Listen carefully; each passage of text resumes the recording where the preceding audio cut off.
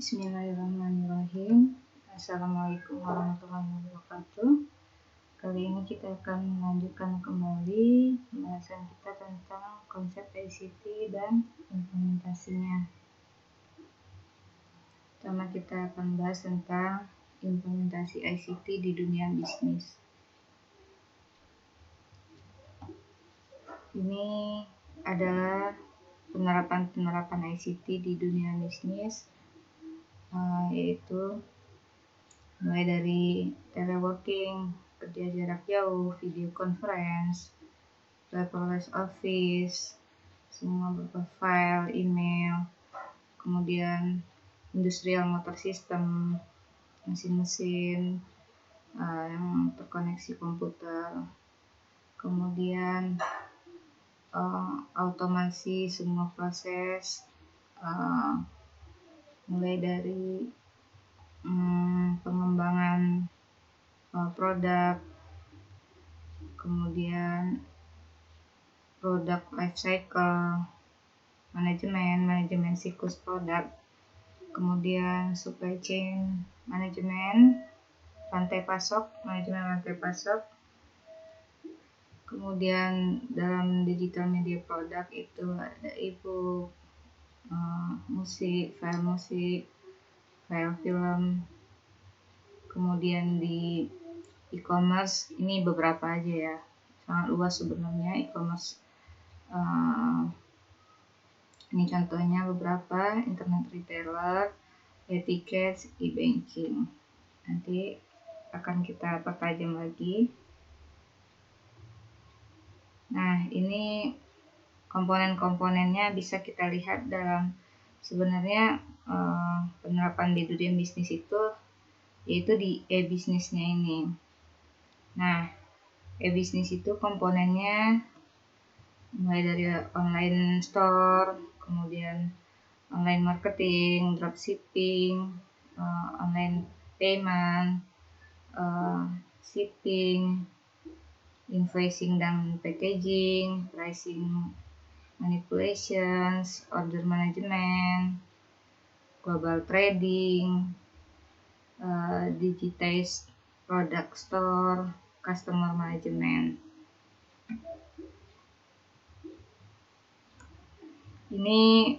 Kalau ini dari segi modul-modulnya ya, modul-modul softwarenya di dalam bisnis itu,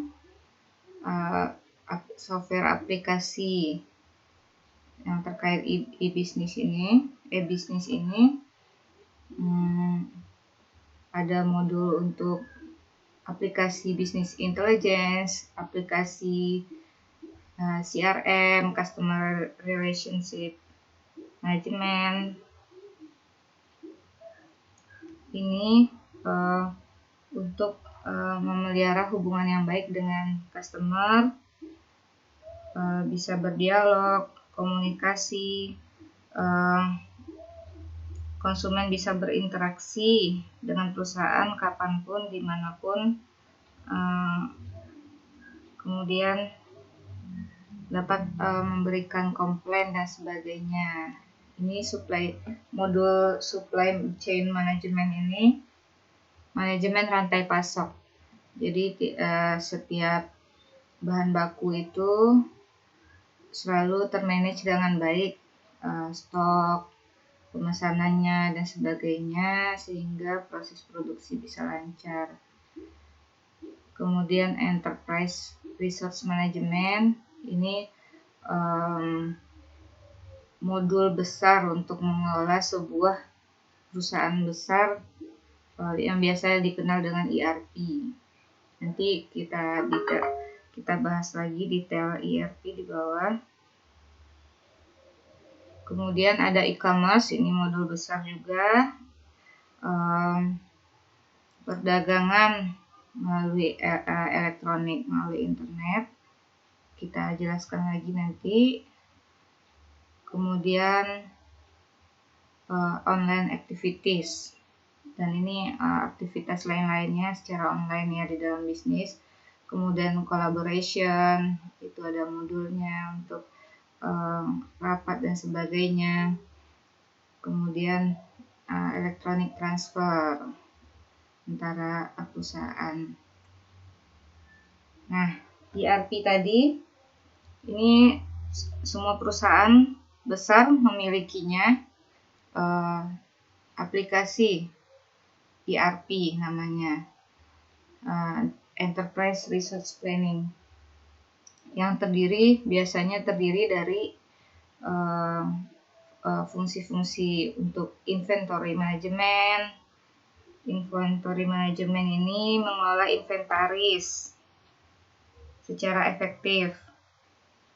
Perusahaan kini dapat memantau stok barang, menginventarisirnya semuanya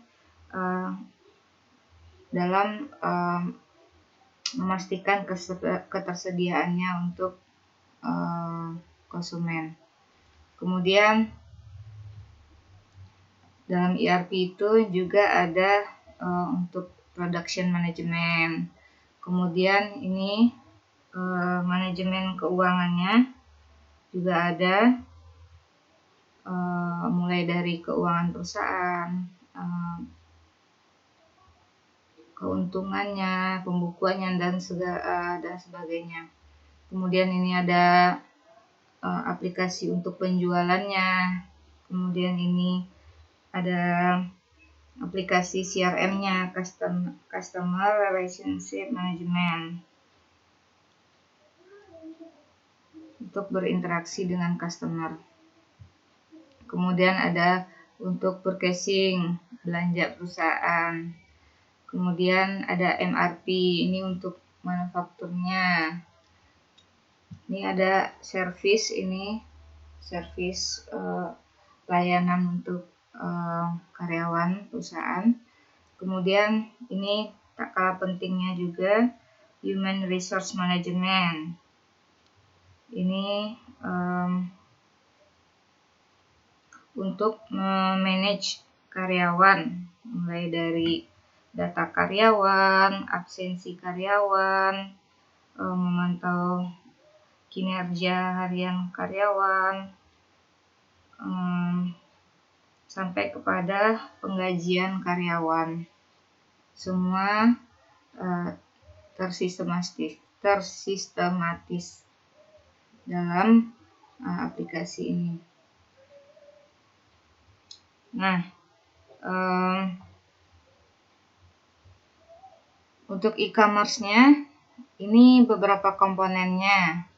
Dalam aplikasi e-commerce itu biasanya ada fungsi untuk order, kemudian ada website perusahaan, kemudian katalog, pembayarannya secara online, ini promosinya, iklannya, kemudian hubungan dengan customer, terus ada accountingnya, pembukuannya, kemudian ada security atau keamanannya.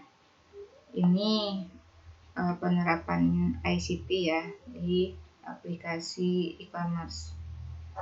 Nah, ini beberapa contoh e-commerce berdasarkan tipe. C2C ini customer to customer, langsung dari customer jualan ke customer. Di Tokopedia kita pun yang sebagai customer bisa langsung berjualan di Bukalapak, di Shopee, dan banyak lagi nih ya.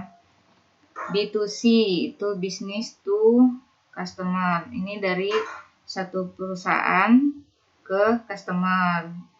Contohnya bineka.com, Lazada, Zalora, Blibli, Carrefour, yang online-nya Matahari ya, Alfa Online, dan lain-lain. Kemudian B2B, contohnya dari perusahaan ke perusahaan, misalkan Shopify, Indo Trading, dan banyak lagi. Kemudian ini Daily Deals, ini contoh ini ya, jual-jual kupon, itu ada di Groupon sama Living Social. Nah, ini juga implementasi dari ICT di dunia bisnis, yaitu e-payment, kita belanja di online shop itu bisa bayar pakai mobile banking, kemudian bisa online banking, internet banking, ada juga uang digital. Ini pembagiannya fintech ya, financial technology, uang-uang elektronik, uangnya tak tampak, hanya angka-angkanya saja tampak di layar. Ini ada banyak, ini ada pembagiannya. Ini dari financial institution yang resminya, misalkan mobile banking Mandiri, BCA, Bank Danamon dan sebagainya. Kemudian ini uang e-money nih, paymentnya sekarang sedang naik daun itu OVO, GoPay. Ini masih banyak lagi nih, Pundi dan lain. Kemudian tipe market provisioning itu ada databot, cekaja.com, di situ cermati. Ini insurtech, asuransiku.id, Bima. Ini finansial dan investment. Ini untuk investasi. Ada olah dana, ada Stockbit, Bareksa dan lain-lain. Ini semua contoh implementasi di dunia bisnis pada contoh e-payment. Nah, ini contoh implementasi ICT di e-commerce ya. Misalkan kita belanja nih di sini, misalkan beli buku, beli barang-barang secara online, dan itu fasilitasnya buka 24 jam, ada support dari customer service-nya, nanti ada notifikasinya jika ada diskon. Nah, ordernya di tracking, terus ada juga ininya, lelangnya, dan ini bayarnya juga secara elektronik. Nah, ini adalah contoh dari implementasi ICT di e-commerce.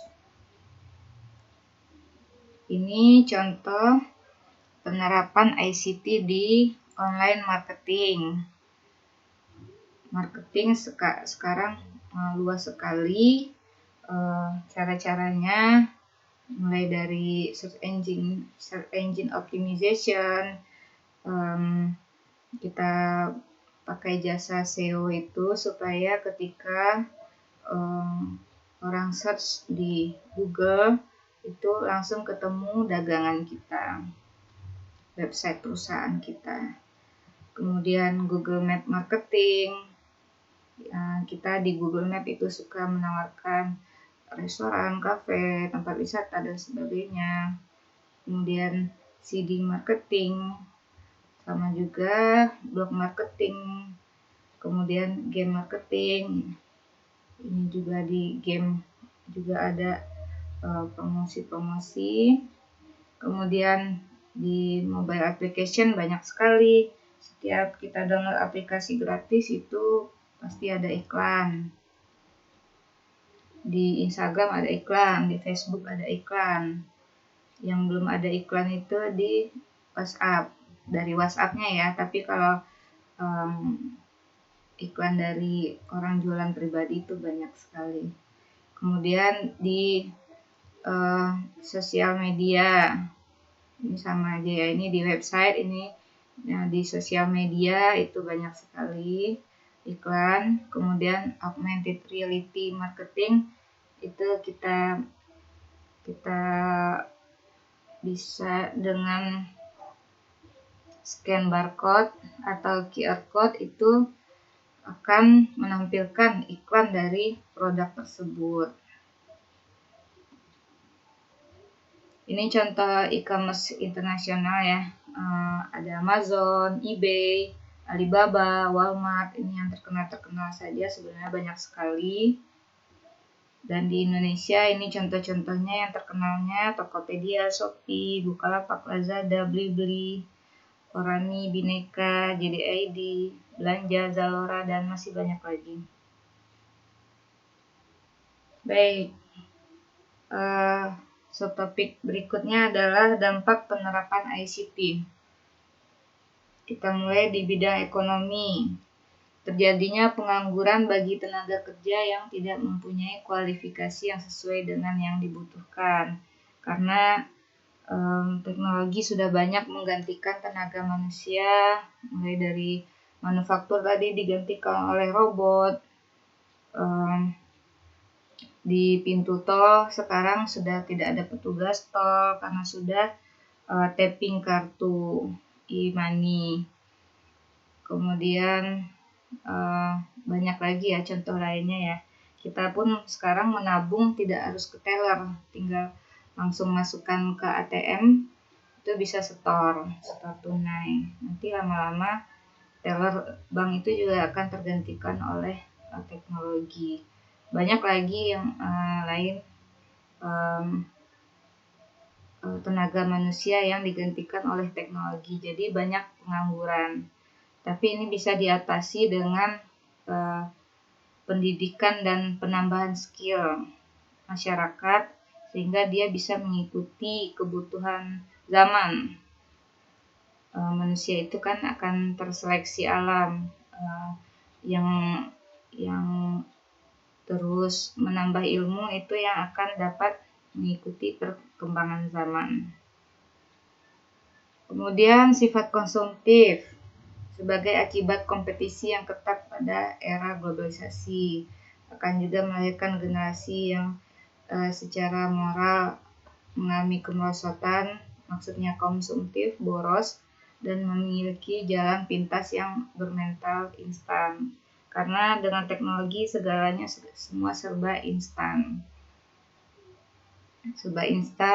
Dan belanja pun dipermudah sehingga kita menjadi lebih boros kalau tidak bisa mengendalikan diri. Yang ketiga, adanya aksi tipu menipu dalam proses jual beli online yang dapat merugikan beberapa pihak. Ini dapat diatasi dengan ini ya, banyaknya pencerahan tentang bagaimana kita supaya tidak mudah ditipu oleh orang. Setiap ada kasus penipuan itu dibuat informasinya bahwa ini ada jenis tipu-tipuan baru seperti ini, lalu di-share, di-broadcast gitu. Yang keempat, dengan jaringan yang tersedia seperti yang terdapat pada beberapa situs yang menyediakan perjudian secara online, para pejudi tidak perlu pergi ke tempat khusus untuk memenuhi keinginannya. Jadi penjudi dipermudah, banyak sekali ya judi online. Sebenarnya waktu itu saya pernah dengar dari seorang dosen saya ketika S2, orang terkaya itu di dunia bukan Bill Gates, bukan Steve Jobs, tapi adalah orang yang usaha di perjudian online dan pornografi online. Itu sebenarnya tapi tidak dipublish. Berarti peminatnya banyak sekali. Cuma jarang dipublish, jadi kita tidak tahu. Jadi sekarang makin marak perjudian itu sejak adanya perjudian online ini. Kemudian yang kelima, resistensi membeli secara online. Bagi orang awam yang belum pernah bertransaksi secara online akan merasa janggal ketika harus berinteraksi tanpa tatap muka atau melihat penjualnya.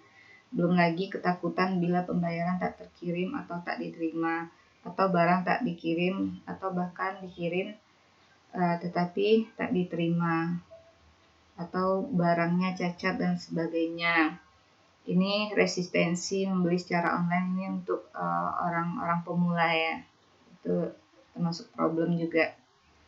Kemudian di bidang sosial, dengan makin pesatnya komunikasi membuat bentuk komunikasi berubah, yang asalnya face to face menjadi tidak. Hal ini dapat menyebabkan komunikasi hampa. Sangat berbeda ya komunikasi di dunia nyata dan dunia maya. Kalau di dunia nyata itu melibatkan semua indera, bisa lihat mimik mukanya, intonasi suaranya, dan bisa saling menyentuh, dan lebih komplit kalau face to face, lebih menyentuh ke hati. Tapi kalau dalam dunia maya itu kadang ketika kita mengetik misalkan hahaha atau wkwk itu padahal sedang cemberut gitu. Itu kadang tidak sesuai dengan yang dia ketik dengan perasaan dia saat itu. Sering dibuat-buat atau sebagainya ya. Tetap saja komunikasi di dunia maya tidak bisa menggantikan yang di dunia nyata. Seseorang yang terus-menerus bergaul dengan komputer atau gadget akan cenderung menjadi seseorang yang individualis. Kalau bahasa plesetannya mungkin jadi autis ya, autis dalam tanda kutip. Karena dia sibuk aja menatap layar HP-nya atau layar komputernya, sehingga mengabaikan orang-orang yang di sekitarnya. Karena di komputer atau di gadget itu banyak sekali yang bisa menyita perhatian kita lagi dan lagi, terus dan terus. Kita lupa waktu, kita lupa kita punya keluarga, dan sebagainya. Dengan pesatnya teknologi informasi, baik internet maupun media lainnya membuat peluang masuknya hal-hal yang berbau pornografi, pornografi maupun kekerasan makin mudah. Ini sudah sangat menjadi masalah sekali saat ini.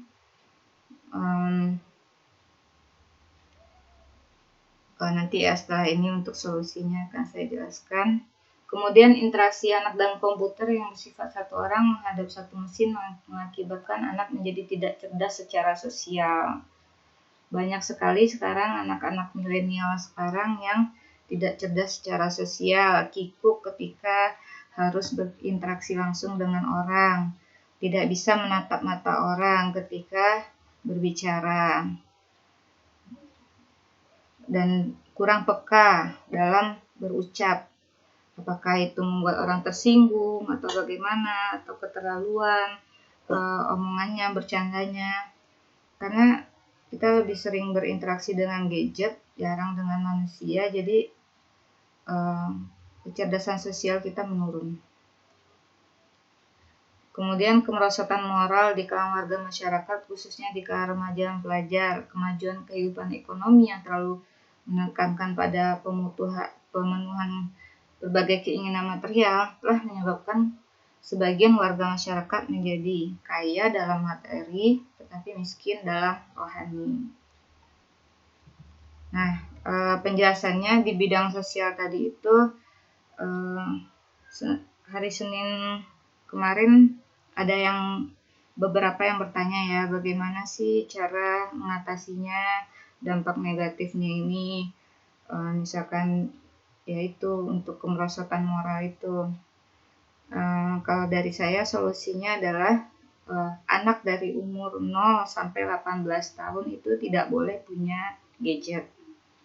Kalaupun dia harus ada tugas sekolah, mengerjakan tugas sekolah dan sebagainya, itu harus dipinjam punya orang tua dan didampingi oleh orang tua, didampingi dan dibimbing oleh orang tua. Harus tegas seperti itu. Kalau kalian misalkan punya adik atau nanti punya anak, itu sampai 18 tahun jangan dikasih gadget. Karena mereka belum matang otaknya, jadi belum bisa mengendalikan diri terhadap hal-hal negatif tersebut dan mudah sekali terpengaruh.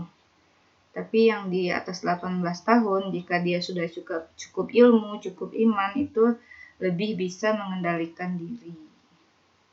Gitu. Orang tua harus mau repot mendampingi anak ketika di depan gadget dan dibatasi waktunya, Dan orang tua harus bisa tegas dan tega anaknya tidak punya gadget, dan harus bisa orang tua memahamkan kepada anaknya secara baik-baik. Dan tentunya ketika dia tidak punya gadget, harus disediakan alternatif kegiatan kesibukan lain bagi anak tersebut, misalkan dengan membaca buku, bermain mainan yang melibatkan fisik, yang non gadget ya, atau bercanda bersama orang tua, ngobrol. Kalau untuk yang remaja, ngobrol dengan orang tua, curhat. Dan ini ya, fenomena gadget ini sebenarnya telah melemahkan ikatan antara orang tua dan anak, karena si anak lebih terikat kepada gadgetnya daripada ke orang tua, karena tidak ada interaksi tadi itu, kurangnya interaksi, jadi ikatan batin antara anak dan orang tua itu lemah sekali, sehingga mereka bahkan sekarang anak-anak tega membunuh orang tuanya ketika HP-nya diambil atau wifi-nya dimatikan. Ada beberapa minggu yang lalu saya dapat video di luar negeri, seorang anak sedang bermain game online, kemudian wifi-nya dimatikan orang tuanya, kedua orang tuanya dibunuh, ditembak karena di luar negeri mungkin punya senjata api ya, ditembak. Kemudian datang polisi, dia sedang main game online, polisinya pun disuruh menunggu dia selesai main game online dulu, dan orang tuanya tergeletak di lantai, sudah ditembak mati oleh anak tersebut. Jadi mengikis moral sekali ketika seseorang sudah terikat dan candu dengan gadget. Nauzubillah min dzalik. Berikutnya di bidang budaya, terjadinya akulturasi budaya yang selanjutnya berkembang menjadi budaya massa. Jadi percampuran budaya ya, karena kita sudah menonton dengan mudahnya gimana menonton budaya orang Amerika, Eropa, Korea, Jepang, Cina dan sebagainya. Jadi banyak yang jadi tercampur-campur budayanya, meniru-niru budaya negara lain. Mempercepat perubahan pola kehidupan bangsa, karena tadi itu bisa meniru dari negara lain. Membuat sikap menutup diri dan berpikir sempit, ini juga efek lain. Kemudian mudah terpengaruh oleh hal yang berbau barat. Kalau sekarang Korea mungkin ya. Lenyapnya identitas kultural nasional dan lokal. Kehilangan arah sebagai bangsa yang memiliki jati diri karena sudah bercampur-campur mindsetnya.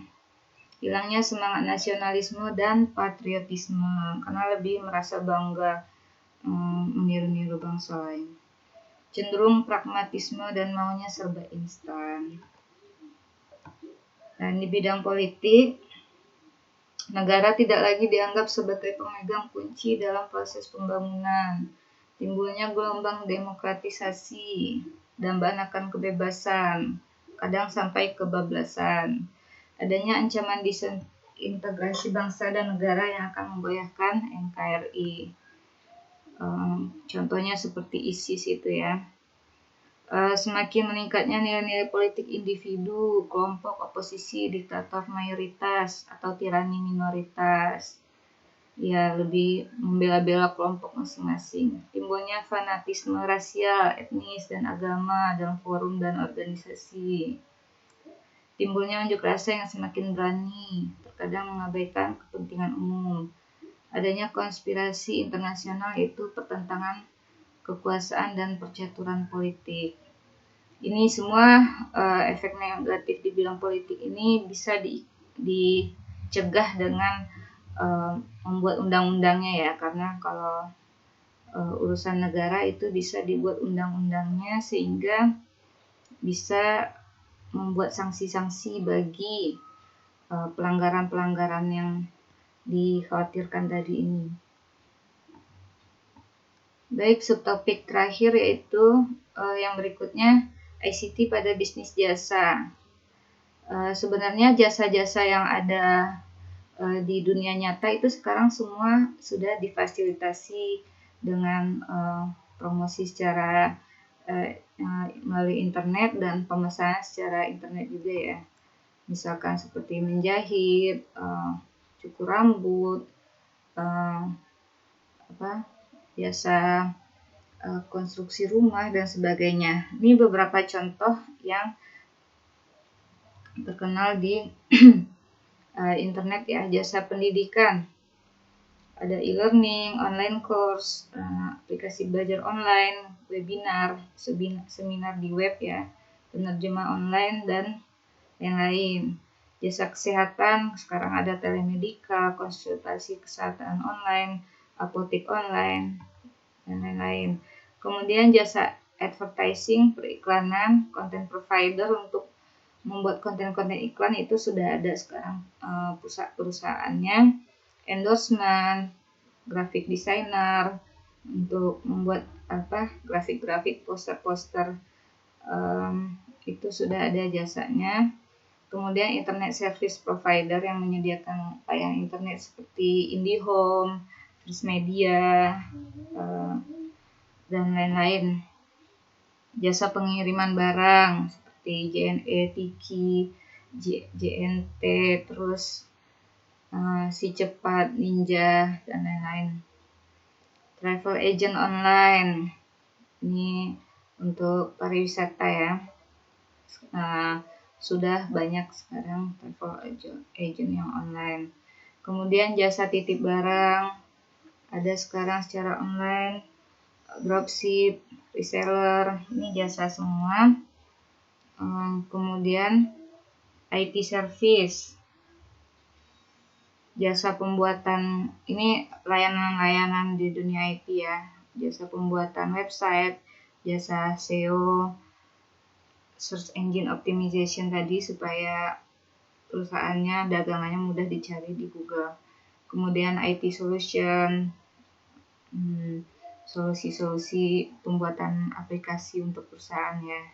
Kemudian IT maintenance, alat-alat IT dan software ininya memanggil jasanya di IT maintenance. Kemudian jasa admin web atau sosmed, sekarang banyak ini juga bisa peluang bagi mahasiswa menjadi admin karena tidak harus datang ke kantornya, bisa menjadi admin dari mana saja untuk sebuah web atau toko online atau sosmed.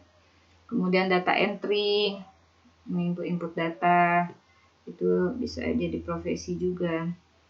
Kemudian cloud server, ini penyewaan server ya untuk menaruh web kita, aplikasi kita, perusahaan kita di penyedia jasa cloud server, dan lain-lain masih banyak banget sebenarnya. Terakhir, ICT pada bisnis manufaktur. Nah, ini beberapa penerapan ICT di manufaktur, mulai dari software project manajemennya, dari project dimulai sampai mengeluarkan produk itu ada softwarenya. Kemudian order entry dan processing system untuk meng-entry order. Kemudian CAD, computer aided design atau CAM, computer aided manufacturing, itu nanti ada gambarnya di belakang. Komputer yang digunakan untuk mendesain suatu produk, misalkan mobil, didesain dulu di komputer, dirancang, dirakit sampai ada model 3D-nya, bisa disimulasikan bagaimana jalannya, ngeremnya dan sebagainya, itu pakai CAD atau CAM. Kemudian robotik di manufacturing, pabrik-pabrik sekarang semua pakai robot, nanti ada gambarnya di belakang. Kemudian rapid prototyping, ini prototype itu adalah contoh produk ya, sebelum dibuat aslinya, dibuat prototipenya dulu. Nah, ada nanti softwarenya untuk rapid prototyping ini contoh penerapan di manufaktur.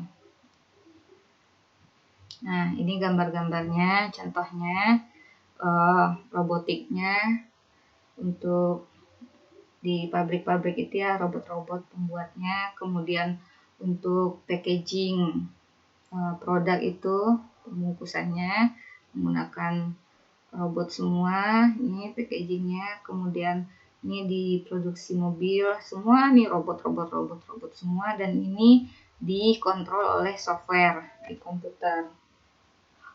Kemudian pemberian label ini juga pakai robot. Ini robotnya, tidak manusia. Kemudian untuk mengisi botol ini ada juga ininya ya, robotnya itu sudah tertakar berapa mililiternya, sudah diatur dari komputer. Baik, sekian pembahasan topik kali ini. Oh iya, kuis kali ini saya sebutkan di video ini aja ya. Kuisnya itu soalnya adalah CAD itu contoh penerapan ICT pada bisnis di bidang apa. Nanti pilihan gandanya ada di GCR ya. Sekian dari saya, terima kasih. Assalamualaikum warahmatullahi wabarakatuh.